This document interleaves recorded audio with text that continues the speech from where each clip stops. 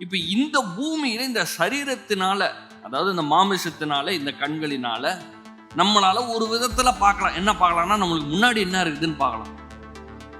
ஏதாவது இடையூறு இருந்துச்சுன்னா அது தள்ளி வச்சுட்டு போகலாம். குழி இருந்துச்சுன்னா இந்த பக்கமும் ஓரமா போகலாம். இதெல்லாம் நம்மளுக்கு பாசிபிலிட்டிஸ் இருக்கு. அதுதான் 3D.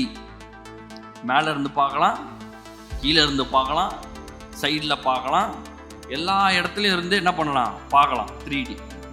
4D அப்படின்னா இப்ப 3Dல இப்படி பார்க்க முடியாது பாருங்க, உங்களுக்கு தெரியவே செய்யாது. ஆனா அது நிஜம், அது உண்மை, அது இருக்கிறது. ரட்சிப்பை பார்க்க முடியுமா? நீங்க ரட்சிக்கப்பட்டீங்கல்ல, அதை பார்க்க முடியுமா கண்ணால? இயேசுவின் கல்வாரி சிலுவையிலே அவர் ரத்தத்தை சிந்தினதை நீங்கள் பார்த்தீர்களா? எத்தனை பேர் பார்த்தீங்க? யாருமே பார்க்கல. நம்ம விசுவாசிக்கிறோம். தரிசித்து நடந்து நான் பார்த்தாதான் நம்புவேன், இயேசுவை நான் பார்க்கல நான் எப்படிங்க நம்புறது அப்படின்னு நம்ம சொல்ல. அதான் விசுவாசிக்கிறோம். உங்களுக்கு போதிக்கப்படுகிறதை, நம்ம கேட்கிறதை விசுவாசிக்கிறோம். பரிசுத்த ஆவியானவர் நம்ம இருதயத்தில் இடைப்படுகிறார். அப்பதான் ரட்சிப்பு வருகிறது. வாயை திறந்து சொல்றோம், இருதயத்தில் விசுவாசிச்சு வாயை திறந்து சொல்றோம், அங்கதான் ரட்சிப்பு வருகிறது.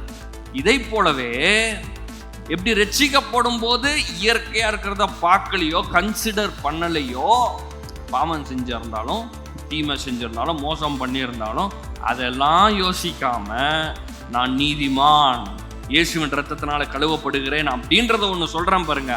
அந்த மாதிரி இன்னைக்கு இந்த நாளில் பலவீனம் என்று ஒன்று வரும்போது நான் வாயை திறந்து என்ன சொல்லணும்? பலவான்னு சொல்லணும். தரித்திரம் பிடிச்சிருக்கும் போது, கடன் பிரச்சனை இருக்கும்போது, கஷ்டம் இருக்கும்போது, நஷ்டம் இருக்கும்போது நான் லாபத்தை சம்பாதிப்பேன், என்னுடைய வருமானம் பெருகும், நான் குறைவுபட மாட்டேன் அப்படின்றது என்ன பண்ணணும்? சொல்ல வேண்டும்.